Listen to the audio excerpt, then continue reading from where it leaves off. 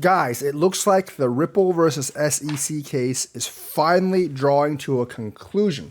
There are three lawyers, including from opposite sides of the battle, that actually think it's going to conclude very soon. And this comes from the revelation of Judge Torres ordering the Hinman emails unsealed, because that might provide the public with more ammo and information.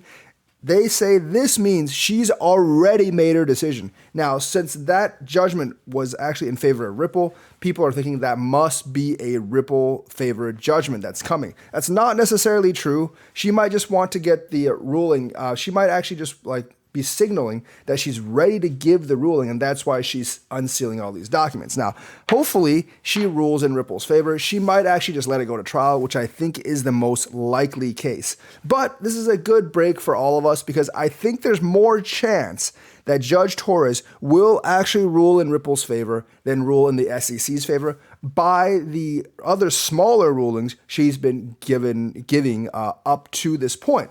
It's a big decision, and it's been almost 6 months since she's been handed the case. Remember, she has to make a ruling by September, because that is past the 6-month deadline, and that's when the next docket comes out. But I think she might make it in the next few weeks, and that'll be a huge moment, watershed moment for both crypto and Ripple. And I don't think it's going to be negative. At most, I think it's going to be neutral, which means it goes to trial for next couple of years.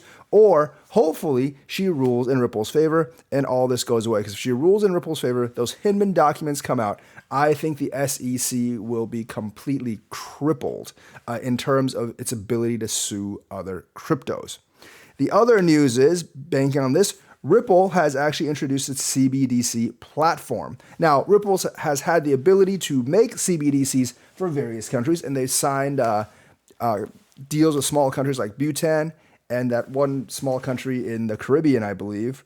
I forgot what its name was, but they've actually made or deployed their entire platform end-to-end with minting, distribution, and all that stuff, and it's ready for various governments to use. Now, the big governments, a lot of the big governments like the EU have their own platform, but some of the smaller governments like Palau or Bhutan or some of the smaller island nations may want to issue their own cryptocurrency, and this could be the way they do it. Now, about the United States, I don't think the US will actually issue a CBDC anytime soon.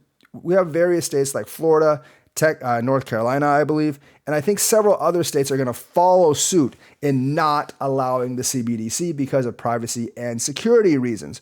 And I think a lot of states, especially the conservative ones, will jump on board and not allow CBDCs. So I don't think it's going to be such a thing in the United States. Plus, even before that, there just wasn't much demand for a CBDC from the United States. So I don't really think we're going to jump on that bandwagon anytime soon because of our political misgivings. But the EU is up for it, and many of their countries are looking at the CBDC. Now, most of them have their own platforms, but there might be some chance in there for Ripple to sneak a customer or two within the EU itself. But very good developments for Ripple, very good developments for the crypto blockchain industry.